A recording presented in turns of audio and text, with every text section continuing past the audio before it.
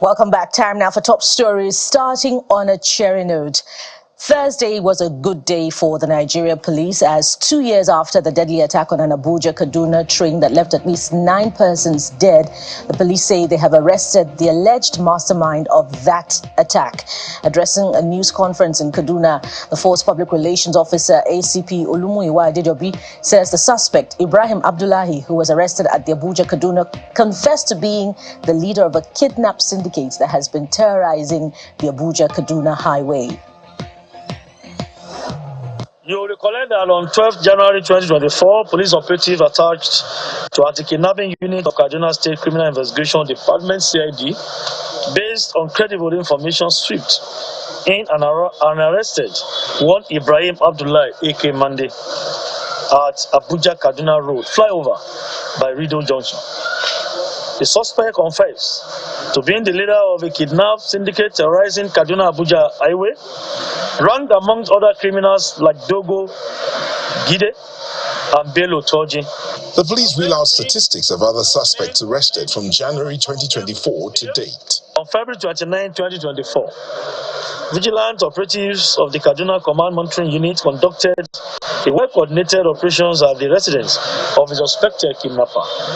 On 7th of April 2024, police operative attached to the Force Intelligence Department Special Tactical Squad in Abuja, in collaboration with Operation Yaki operatives in Kaduna Command, arrested one Abubakar Umar, aged 20 years.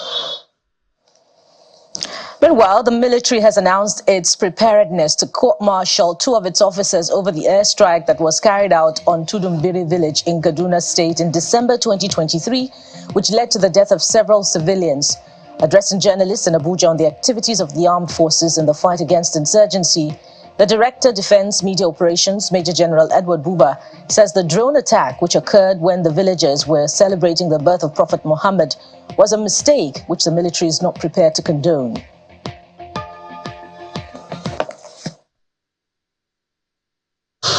The military has conducted a painstaking investigation into the Tudumbiri incident that occurred in Kaduna State and has initiated disciplinary action against those that we found culpable. Accordingly, the affected personnel are to face a court martial for acts of omission or commission with respect to the Tudumbiri incident. I'm, however, constrained to speak much about the incident as it will be adjudged as prejudicial, being a case before a court-martial. However, it must be made clear that the incident was a mistake and the victims of the strike were mistaken for terrorists. Mark of our relationship since we assumed office. It says the existing goodwill, harmony, and collaboration between our government's executive and legislative were mistaken for terrorists. It has been the hallmark of our relationship. Staying with security matters, the Chief of Army Staff, Lieutenant General Taoreed Lagbaja, says the Army is reviewing some of the strategies used in tackling security challenges in the country. General Lagbaja was speaking during an operational tour of 23 Brigade of the Nigerian Army formations in Yola, the Adamawa State capital. According to him, the security challenges being experienced across the country are multifaceted, cutting across the country's geopolitical zones.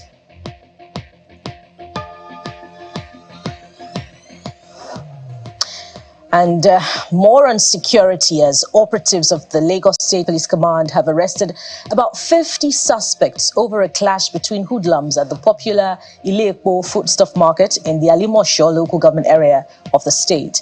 The clash, which eyewitnesses say broke out on Wednesday night, continued till Thursday morning as the warring thugs settled scores over an undisclosed issue. Amid the clash, groups had set some stalls laden with goods on fire. In a statement, statement, police spokesperson in the state, Benjamin Hundeyin, explains that normalcy has been restored to the market and over 50 suspects have been picked up from the scene of the clash. And we hope things stay stable in that area. Away from security now, the federal government has announced a new directive to ensure that gas travels through pipelines rather than truck transportation.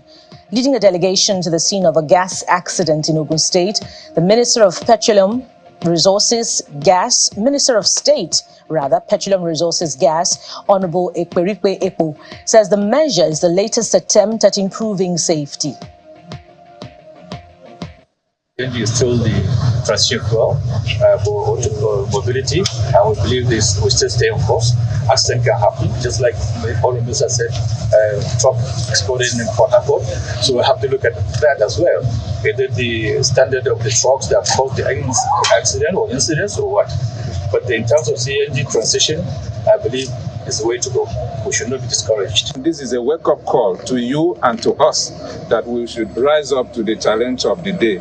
Involve the standard organization, the regulators, to make sure that whatsoever is used in our vehicles are up to standard so that we don't have a recurrence of this. I have directed the authority chief executive, any further issuance of license, the company should be competent enough to pipe it to their end users so that we are not exposed to this kind of danger any longer. More on efforts towards development. Vice President Kashim Shettima says policy decisions taken by the Tinubu administration are already yielding results. He stated this at a roundtable held in Abuja, where he implored Nigerians to be patient with the president as he steers the ship of state through the economic turbulence he met on ground.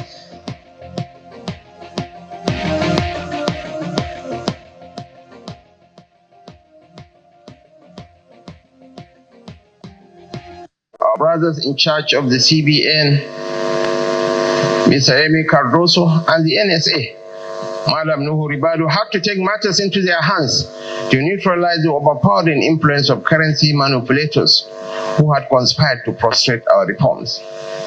Today, I stand proud to say that their interventions have translated into desired results, and Naira's pushback against all odds is an inspiring journey that doesn't have to be learned in Buenos Aires, if someone wants us to do.